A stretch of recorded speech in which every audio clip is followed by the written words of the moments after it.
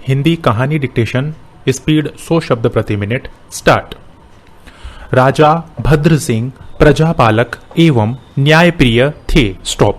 नैतिक और जीवन मूल्यों के प्रति बहुत जागरूक थे, किंतु उनका पुत्र महाउत्पाती विद्रोही उदंड एवं निर्दयी था। स्टॉप। वह प्रतिदिन नए नए उपद्रवों से लोगों को पीड़ित किए रखता था। Stop para. राजपुत्र होने के कारण उसकी शिकायत करने की हिम्मत कोई नहीं कर पाता था। स्टॉप। इसका फायदा उठाकर वह निरंकुश होता गया, लेकिन राजा तक यह बात पहुंच ही गई। स्टॉप। राजा ने उसे सुधारने के लिए अनेक उपाय किए। स्टॉप। शिक्षा शास्त्री तर्कशास्त्री एवं मनोचिकित्सक कोई भी उसे सुधार न सका। स्टॉप। उसके उत्पीड़न से लोग त्राही त्राही करने लगे। स्टॉप। राजा बहुत चिंतित हो चुके थे। स्टॉप। उनकी समझ में कुछ नहीं आ रहा था कि क्या करें। Stop para.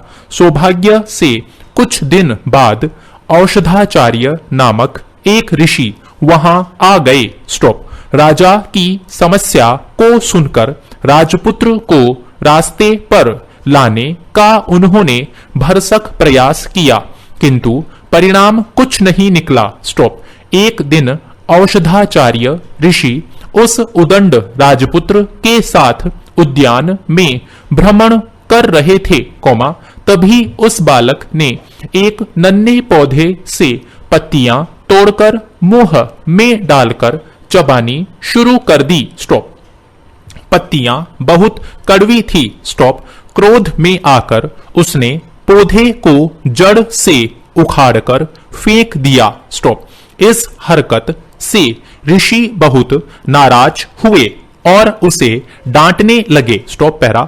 उदंड बालक बोला कि इसकी पत्तियों ने मेरा सारा मुख कड़वा कर दिया है। स्टॉप। इसीलिए मैंने इसे जड़ से उखाड़कर फेंक दिया। स्टॉप। गंभीर भाव से ऋषि बोले, बेटा ध्यान रखो, यह तो औषधि का एक वृक्ष है। स्टॉप।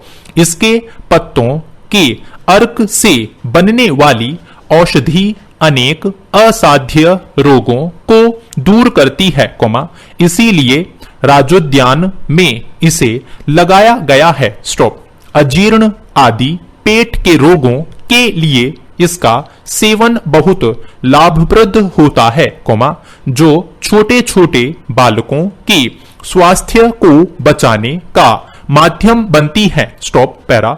ऐसी अमूल्य औषधि का तुम अपनी नासमझ बुद्धि से नाश करने में लगे हो, तुम्हें लज्जा आनी चाहिए। स्टॉप।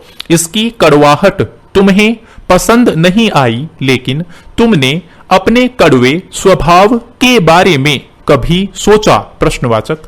तुम्हारे अनैतिक एवं उदंड स्वभाव की कड़वाहट से लोगों का कितना अहित हो रहा है, इसका तुम्हें पता है? प्रश्नवाचक। तुम्हारे पिता का प्रजा में अपयश हो रहा है। Stop para. ऋषि के वचन उस उदंड बालक के हृदय को छू गए। स्टॉप। उसी क्षण से उसने जीवन की दिशा बदल गई। स्टॉप। अब वह अपने नीतिवान पिता का वास्तविक उत्तराधिकारी बनने लायक हो गया। Stop para. एक बार की बात है, एक कक्षा में गुरुजी अपने सभी छात्रों को समझाना चाहते थे कि प्रकृति सभी को समान अवसर देती है और उस अवसर का इस्तेमाल करके अपना भाग्य खुद बना सकते हैं। स्टॉप। इसी बात को ठीक तरह से समझाने के लिए गुरुजी ने 3 कटोरे लिए। स्टॉप। पहले कटोरे में एक आलू रखा, दूसरे में अंडा और तीसरे कटोरे में चाय की पत्ती डाल दी। Stop para. अब तीनों कटोरों में पानी डालकर उनको गैस पर उबलने के लिए रख दिया। स्टॉप। सभी छात्र ये सब हैरान होकर देख रहे थे, लेकिन किसी को कुछ समझ नहीं आ रहा था। स्टॉप। 20 मिनट बाद जब तीनों बर्तनों में उबाल आने लगे, तो गुरुजी ने सभी कटोरों को नीचे उतारकर आलू, अंडा और चाय को बाहर निकाला। Stop para. अब उन्होंने सभी छात्रों से तीनों कटोरों को गौर से देखने के लिए कहा। स्टॉप। अब भी किसी छात्र को समझ नहीं आ रहा था। स्टॉप। आखिर में गुरुजी ने एक बच्चे से तीनों आलू, अंडा और चाय को स्पर्श करने के लिए कहा। स्टॉप।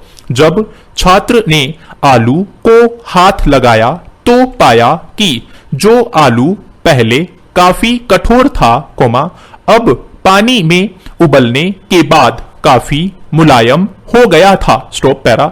जब छात्र ने अंडे को उठाया तो देखा जो अंडा पहले बहुत नाजुक था, उबलने के बाद वह कठोर हो गया है। स्टॉप।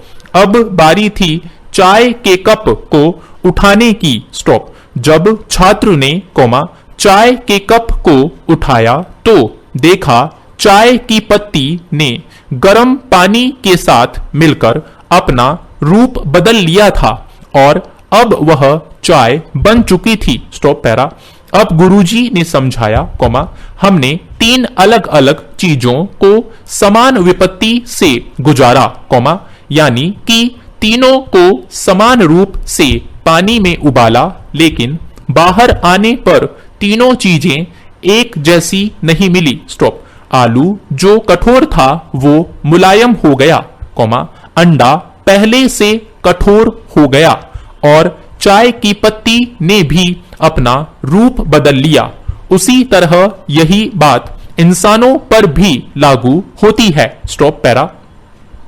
सभी को समान अवसर मिलते हैं और मुश्किलें आती हैं, लेकिन ये पूरी तरह आप पर निर्भर है कि आप परेशानी का सामना कैसा करते हैं और मुश्किल दौर से निकलने के बाद क्या बनते हैं। Stop para. एक गांव में एक किसान रहता था, उसे जानवरों से बहुत प्यार था, इसलिए उसने अपने घर में बहुत सारी गाय और भैंस पाल रखी थी। स्टॉप। उन्हीं का दूध बेचकर वह अपना जीवन यापन करता था। स्टॉप। एक बार किसान ने एक कुत्ते और खरगोश को भी पाल लिया। स्टॉप। कुछ दिन बाद उसके मन में इन दोनों के साथ खेलने का विचार आया। स्टॉप। इस विचार से वह दोनों को एक खेत पर लेकर गया और उसने खेत में बहुत सारे छेद कर दिए। स्टॉप। उन्हीं में से किसी एक छेद में हड्डी और गाजर छिपा दी। Stop para. अब उसने कुत्ते और खरगोश को बुलाकर कहा कि तुम में से जो भी पहले हड्डी और गाजर ढूंढ कर लाएगा, उसे मैं इनाम दूंगा। स्टॉप। खरगोश बहुत ही आशावादी था, उसे पूरी उम्मीद थी कि वह हड्डी और गाजर को ढूंढ ही निकालेगा। स्टॉप। वहीं कुत्ता बहुत ही निराशावादी था, वह मन ही मन सोच रहा था कि यह क्या मजाक है, प्रश्नवाचक। इतने बड़े खेत में भला कोई हड्डी और गाजर कैसे ढूंढ सकता है, प्रश्नवाचक। यही सोचकर कुत्ता खेत में बने एक बड़े से गड्ढे के पास बैठ गया। Stop para. वहीं खरगोश पूरे जोश के साथ खेत में गाजर ढूंढने में लग गया। स्टॉप। उसने एक एक कर सारे छेद देखे, लेकिन उसे हड्डी और गाजर कहीं नहीं मिले। स्टॉप। फिर उसने कुत्ते को आराम से एक गड्ढे के पास बैठे देखा और सोचा कि बस यही एक गड्ढे को दिखना छूट गया है। स्टॉप। अब वह उसी गड्ढे में हड्डी और गाजर ढूंढने लगा और संयोग से वहीं ये दोनों चीजें उसे मिल गई। स्टॉप। अब तो उसकी खुशी को ठिकाना ही नहीं था। Stop para.